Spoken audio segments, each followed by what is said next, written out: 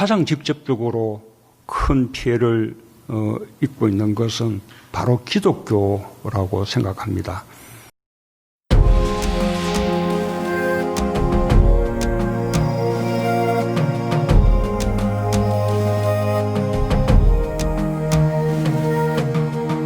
(8월 27일) 어제 문재인 대통령과 한국교회 지도자들의 만남이 있었다. 전광훈빨 코로나의 전국적인 확산에 대한 교회의 협조를 구하는 자리라는 형식을 갖추었지만 그 내용을 살펴보면 왜 그동안 한국교회가 전광훈의 저 비이성적인 난동에 침묵해왔는지 그 책임을 묻는 자리임을 알 수 있었다.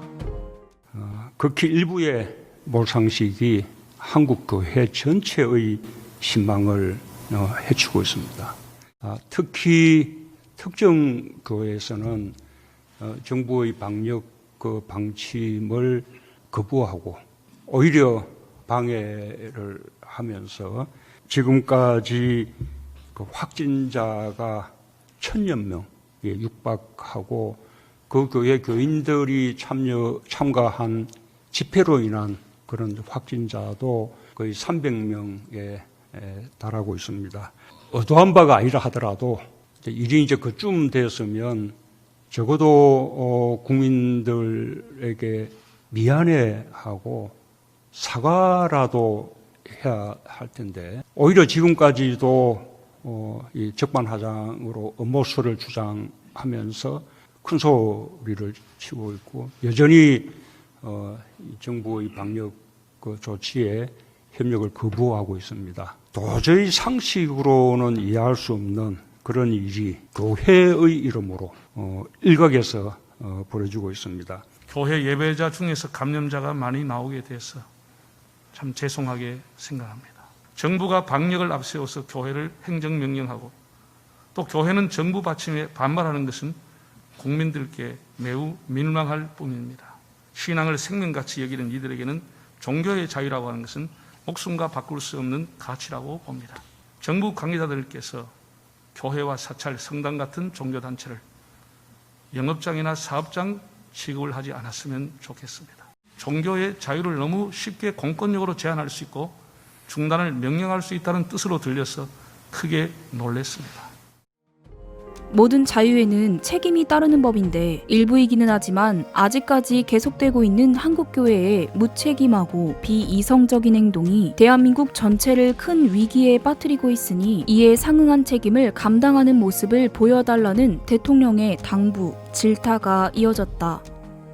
이렇듯 한국교회의 책임을 묻는 자리에서 교회를 사업장 취급하면 안 된다. 기독교인에게 있어 대면 예배는 생명과 같은 것이다. 라고 하는 한교총회장의 외침은 철없는 교회의 또 다른 투정으로 취급되고 있는 분위기다. 1885년 언더우드와 아펜셀러 선교사가 복음을 들고 제물포항에 첫 발을 내디듬으로 시작된 135년 한국교회의 역사 속에 세상 권세자들에게 이렇듯 공개적인 망신을 당한 순간이 있었을까 하는 생각이 들 정도로 무척이나 부끄러운 순간인데 이후로 한국교회가 철저한 반성과 자정의 시간을 갖지 않는다면 결국 한국교회는 맛을 잃은 소금처럼 하나님께 버림받고 세상 사람들에게 짓밟히는 퇴락의 길을 가게 될 것이다.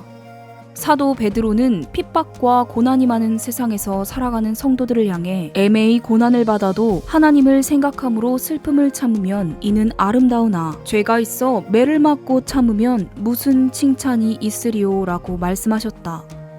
그리스도인들이 믿음을 지키고 하나님의 뜻을 행하다가 핍박을 받는 것은 결코 부끄러운 일이 아니나 죄가 있어 매를 맞고 참는 것은 부끄러운 일이라는 말씀이다.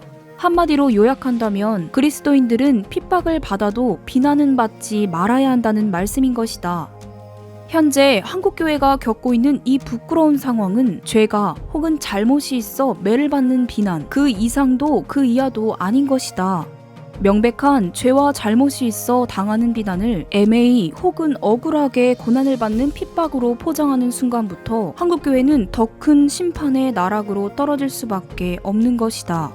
하나님은 발람 선지자가 욕심에 눈이 어두워 하나님의 명령을 어기고 이스라엘 백성들을 저주하기 위해 길을 갈 때 나귀의 입을 열어 저를 책망하셨다.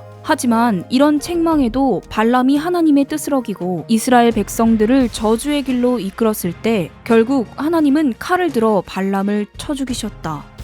권력에 대한 욕심, 세상에 대한 욕심에 눈이 어두워 예수님이 명정하신 정교분리의 원칙을 어기고 불순종의 길을 가다가 사고를 친 한국교회를 향해 지금 하나님이 나귀의 입을 열어 책망하고 계신다.